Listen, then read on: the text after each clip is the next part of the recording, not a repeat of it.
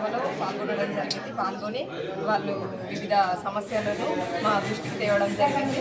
మేము కూడా ఈ సమస్యలన్నింటినీ మన కమిషనర్ దృష్టికి, మన ఆఫీసర్ దృష్టికి తీసుకెళ్ళి ముఖ్య పాత్ర వహించి అందరికీ లబ్ధిదారులకు అందరికీ కూడా లబ్ధి పొందే విధంగా మేము కృషి చేస్తాము.